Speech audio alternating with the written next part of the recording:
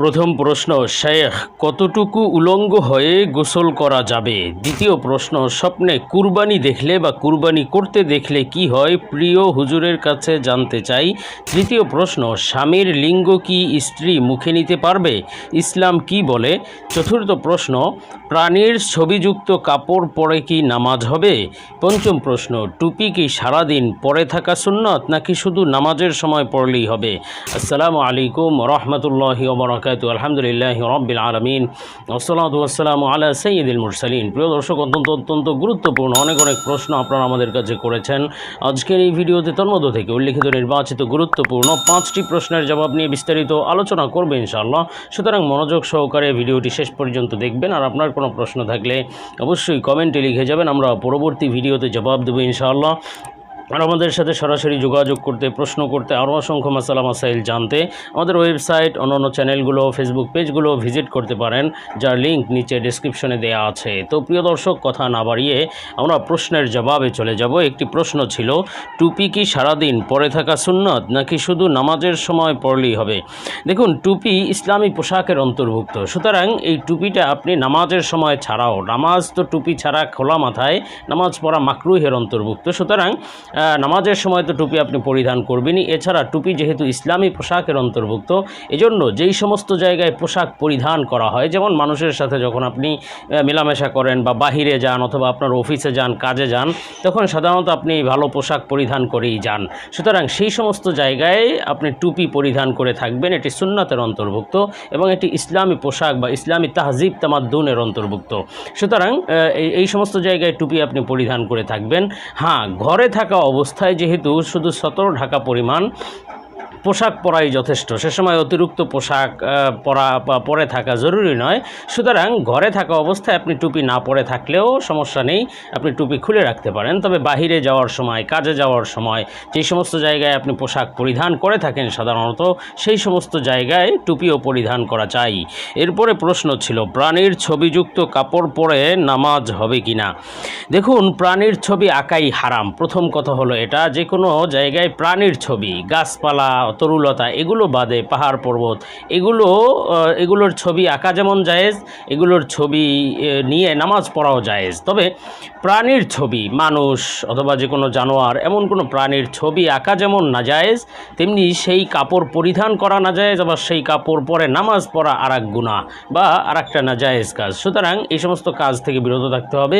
যেমনিভাবে নামাজ ছবিযুক্ত কাপড় নিয়ে আমরা পরবো না, তেমনিভাবে ছবিযুক্ত কোনো পোশাকই আমরা কখনোই পরবো না। এটি গুনাহের কাজ, এজন্য ছবিযুক্ত কোনো কাপড় নিয়ে নামাজ পড়া যাবে না। কিন্তু হ্যাঁ, নামাজ তো হয়ে যাবে, আইনগত দিক থেকে আপনার নামাজ হয়ে যাবে বা ফরজের জিম্মা থেকে আপনি বের হয়ে যেতে পারবেন। কিন্তু একটি গুনাহ করা অবস্থায়, আপনি একটি হারাম কাজে লিপ্ত আছেন, সেই অবস্থায় আপনি নামাজ আদায় করছেন, তো আপনার নামাজ কতটুকু কবুল হওয়ার যোগ্য হলো অথবা কতটুকু একেবারে সহি নিরেট নামাজ হলো, সেটা আপনি নিজের কাছে নিজে চিন্তা করুন। এজন্য ছবিযুক্ত কাপড় নিয়ে নামাজ তো পড়াই যাবে না, সাথে সাথে কখনোই ছবিযুক্ত, প্রাণীর ছবিযুক্ত কাপড় পরিধান করা থেকে বাঁচতে হবে।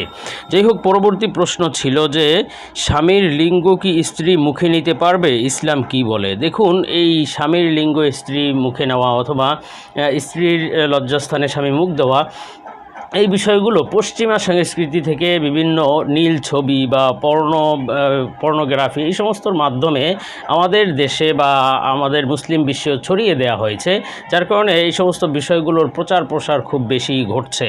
এজন্য এই সমস্ত বিষয় থেকে মুসলমানদের অবশ্যই বিরত থাকা চাই। এটা যেমন নাকি শরিয়াতের দৃষ্টিকোণ থেকে নিন্দনীয় এবং ইসলাম যেমন এই বিষয়টাকে নিরুৎসাহিত করে, তেমনি এটা স্বাস্থ্যের জন্য ক্ষতিকর হতে পারে। কারো যদি যৌনবাহিত কোনো রোগ থাকে, তাহলে সেটা এর মাধ্যমে, এই কাজের মাধ্যমে অপরের শরীরে খুব সহজেই ছড়িয়ে যেতে পারে। জন্য এই সমস্ত কাজ থেকে বিরত থাকা চাই। আল্লাহ তাআলা আমাদেরকে হেফাজত করেন। এরপরে প্রশ্ন ছিল যে, স্বপ্নে কুরবানি দেখলে বা কুরবানি করতে দেখলে কি হয়? প্রিয় হুজুরের কাছে জানতে চাই। আলহামদুলিল্লাহ, আল্লাহ তাআলা আপনাদের ভালোবাসা আল্লাহ তাআলা আমাকে দান করেছেন, এজন্য আল্লাহ তাআলার কাছে অসংখ্য অগণিত শুকরিয়া। তো ভাই জানতে চেয়েছেন যে স্বপ্নে কুরবানি দেখলে বা কুরবানি করতে দেখলে কি ব্যাখ্যা হবে। দেখুন, এ সম্পর্কে আল্লামা ইমাম মোহাম্মদ ইবনে সিরিন রহমতুল্লাহ আলাইহি বিশ্ববিখ্যাত স্বপ্নের ব্যাখ্যার কিতাব তাবিরুর রুইয়ার মধ্যে বিস্তারিত আলোচনা করেছেন স্বপ্নে কুরবানি দেখা বা কুরবানি করতে দেখার ব্যাখ্যা সম্পর্কে। তো আমরা সেখান থেকে আলোচনা করতে যাচ্ছি।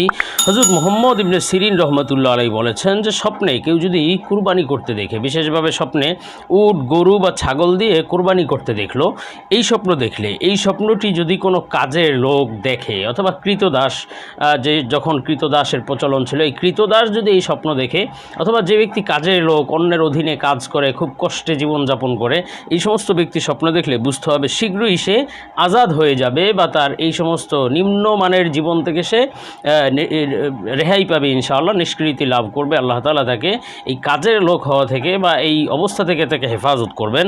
আর যদি কোনো দুঃখ কষ্ট জর্জরিত ব্যক্তি এই স্বপ্নটি দেখে, স্বপ্নে উট, গরু, ছাগল দিয়ে কোরবানি দিতে দেখে, বুঝতে হবে শীঘ্রই আল্লাহ তাআলা তার জীবন থেকে দুঃখ কষ্ট দূর করে দিবেন এবং জীবনে সুখ শান্তি ভরে যাবে, সুখ শান্তি দিয়ে তার জীবন শান্তিময় হয়ে যাবে ইনশাআল্লাহ। আর স্বপ্নে যদি কোনো বন্দী ব্যক্তি, যে ব্যক্তি কারাগারে বন্দী আছে অথবা কোনোভাবে সে আটকে আছে, গ্রেফতার অবস্থায় আছে, এমন ব্যক্তি যদি স্বপ্নের মধ্যে কুরবানি করতে দেখে, বুঝতে হবে আল্লাহ তাআলা তাকে শীঘ্রই মুক্তি দান করবেন, সে বন্দী দশা থেকে মুক্তি লাভ করবে। আর যদি কোনো দরিদ্র ব্যক্তি স্বপ্নে কুরবানি করতে দেখে, তাহলে বুঝতে হবে শীঘ্রই সে ধনী হবে, আল্লাহ তাআলা শীঘ্রই তাকে ধন সম্পদ দান করবেন, অর্থ সম্পদ সে লাভ করতে পারবে ইনশাআল্লাহ। আর স্বপ্নে যদি কোনো ভীত সন্ত্রস্ত ব্যক্তি অথবা বিপদগ্রস্ত ব্যক্তি এই স্বপ্নে কুরবানি করতে দেখে, বুঝতে হবে শীঘ্রই ভয় ভীতি আল্লাহ দূর করে দিবেন এবং বিপদ আপদ আল্লাহ তাআলা তার জীবন থেকে দূর করে দিবেন ইনশাআল্লাহ। তেমনিভাবে কোনো ঋণগ্রস্ত ব্যক্তি যদি স্বপ্নে কুরবানি করতে দেখে, যার কাছে মানুষ টাকা পয়সা পায়, ঋণগ্রস্ত অবস্থায় আছে, শীঘ্রই বুঝতে হবে আল্লাহ তাআলা তার ঋণ মুক্তির ব্যবস্থা করবেন, সব টাকা পয়সা সে আদায় করে দিতে পারবে বা ঋণ আদায় হয়ে যাবে ইনশাআল্লাহ। আর স্বপ্নে যদি যে ব্যক্তি কুরবানি দিতে দেখেছে সে যদি জীবনে হজ না করে থাকে, তাহলে বুঝতে হবে এই কুরবানি স্বপ্নে দেখলে বুঝতে হবে শীঘ্রই সে হজ করার তৌফিক আল্লাহ তাআলা তাকে দান করবেন, সে হাজি হতে পারবে ইনশাআল্লাহ। আর স্বপ্নে যদি কেউ দেখে যে মানুষ জঙ্গলে গিয়ে কুরবানি দিচ্ছে, হয়তো সে নিজেই জঙ্গলে গিয়ে কুরবানি দিচ্ছে অথবা মানুষজন লোকালয়ে না দিয়ে, মাঠে ময়দানে না দিয়ে জঙ্গলে গিয়ে কুরবানি দিচ্ছে, এমন স্বপ্ন দেখলে তাহলে বুঝতে হবে যে সে যেই জিনিসকে ভয় করে, হয়তো যে কোনো ভয়ের মধ্যে সে আছে, যে কোনো আশঙ্কার মধ্যে আছে, এই পরিস্থিতি থেকে আল্লাহ তাআলা শীঘ্রই তাকে হেফাজত করবেন ইনশাআল্লাহ। আর স্বপ্নে যদি এই স্বপ্নটি জঙ্গলে গিয়ে কোরবানি দিতে দেখা, এটি যদি কোনো কারাবন্দী ব্যক্তি দেখে, বুঝতে হবে শীঘ্রই সে মুক্তি লাভ করতে পারবে ইনশাআল্লাহ। তেমনিভাবে অসচ্ছল ব্যক্তি, দরিদ্র ব্যক্তি দেখলে শীঘ্রই সচ্ছলতা লাভ করবে, অর্থ সম্পদ লাভ করবে ইনশাআল্লাহ। বিশেষভাবে স্বপ্নে যদি কুরবানির সময়, যখন কুরবানির সময় আশেপাশে এসেছে অথবা কুরবানির দিন চলতেছে, এমন সময় যদি এই স্বপ্নে কুরবানি দিতে দেখে, তাহলে বুঝতে হবে যে এই স্বপ্নের ব্যাখ্যা অতি দ্রুত প্রকাশ পাবে, এই স্বপ্নের যে সুসংবাদগুলো অতি দ্রুত সে লাভ করতে পারবে ইনশাআল্লাহ। আর হযরত ইব্রাহিম কেরমানি রহমতুল্লাহ তিনিও কিন্তু বড় ইমাম এবং স্বপ্নের ব্যাখ্যার বড় বিশেষজ্ঞ ছিলেন। তিনি বলেছেন, স্বপ্নে যদি কেউ দেখে যে কুরবানি দিয়ে সে কুরবানির গোশত মানুষের মধ্যে বন্টন করে দিচ্ছে, এমন স্বপ্ন দেখলে তাহলে বুঝতে হবে ওই এলাকার কোনো ধনী অথবা দানশীল অথবা কোনো বড় ক্ষমতাধর ব্যক্তির মৃত্যু হবে এবং তার সম্পদ ভাগ বাটোয়ারা হয়ে যাবে, অরিশদের মধ্যে বন্টন হয়ে যাবে। আর স্বপ্নে যদি কোনো ব্যক্তি দেখে যে মানুষজন কুরবানির গোশত চুরি করছে অথবা যে কেউ কুরবানির গোশত চুরি করে নিয়ে যাচ্ছে, এমন স্বপ্ন দেখলে এটি তার জন্য একটি সতর্ক বার্তা, সে হয়তো আল্লাহ তাআলার কোনো নাফরমানির মধ্যে লিপ্ত হয়ে যেতে পারে, আল্লাহ তাআলা হেফাজত করেন। আর স্বপ্নে যদি কোনো মহিলা এই স্বপ্ন দেখে যে কুরবানির গোশত চুরি হয়ে যেতে দেখা, এই স্বপ্নটি কোনো মহিলা মানুষ দেখলে এটি তার জন্য অবশ্যই সুসন্তান লাভের আলামত, বুঝতে হবে সে কোনো নেককার সন্তান প্রসব করবে। বিশেষভাবে ওই মহিলা যদি গর্ভবতী হয়, বুঝতে হবে সে নেককার সন্তান লাভ করবে ইনশাআল্লাহ।